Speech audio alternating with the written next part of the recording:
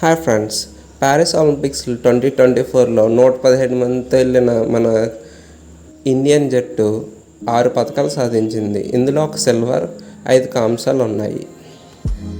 ఈ ఒలింపిక్స్లో మను భాకర్ షూటింగ్లో తన కాంస్యం సాధించడంతో పథకం సాధించిన మొదటి భారతీయ మహిళగా అవతరించింది. సర్బోజ్ సింగ్తో మిక్స్డ్లో పాల్గొన్న మను భాకర్ 10 మీటర్ల ఎయిర్ పిస్టల్లో కూడా కాంస్యం సాధించడంతో ఒకే ఎడిషన్లో 2 పథకాలు సాధించిన మొదటి భారత మహిళగా చరిత్ర సృష్టించింది. అదేవిధంగా స్వప్నిల్ కుసలే 3వ పథకాన్ని కూడా సాధించాడు. దీంతో ఒకే ఎడిషన్లో ఎక్కువ పథకాలు సాధించిన ఎడిషన్గా షూటింగ్లో ఇది రికార్డుగా సృష్టించింది. అదేవిధంగా మెన్స్ హాకీ జట్టు చూసుకుంటే టోక్యో 2020లో కాంస్యం సాధించింది. అదేవిధంగా ఈసారి కూడా కాంస్యంతోనే నిలబెట్టుకుంది. ఇండియన్ హీరో నీరజ్ చోప్రా టోక్యోలో గోల్డ్ సంపాదించాడు. ఈసారి అయితే సిల్వర్తో సరిపెట్టుకున్నాడు. కానీ వరుసగా 2 ఒలింపిక్స్లో 2 పథకాలు సాధించిన హీరో నీరజ్ చోప్రా. ఈ హీరో గురించి ఎంత చెప్పుకున్నా తక్కువ అని చెప్పుకోవాలి. అలాగే రెజ్లింగ్లో వచ్చి అమన్ షరావత్, ఈయన కూడా ఒక కాంస్యాన్ని గెలుచుకున్నాడు. దీంతో ఇండియా 6 పథకాలు గెలుచుకుంది.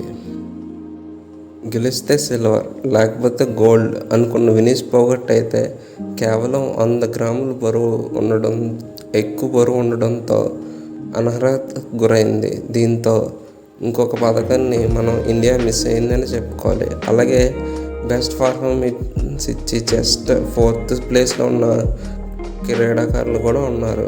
అందులో ఆర్చరీలో అలాగే కొన్ని విభాగాల్లో అయితే ఇండియా కొంచెం బాగా ఫెయిల్ అయిందని చెప్పాలి.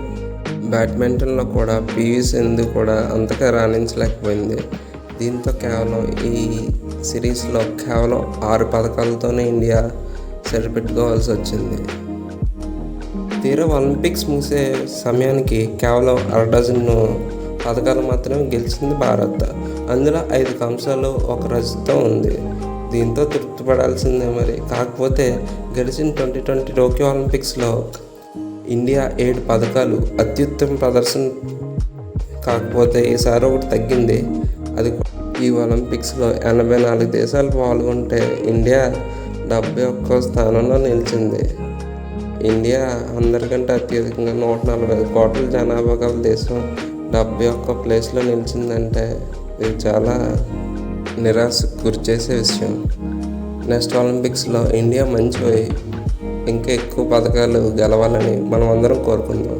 అలాగే మీకు ఇన్ఫర్మేషన్ నచ్చినట్లయితే లైక్ చేయండి, షేర్ చేయండి, సబ్స్క్రైబ్ చేయండి. Thank you.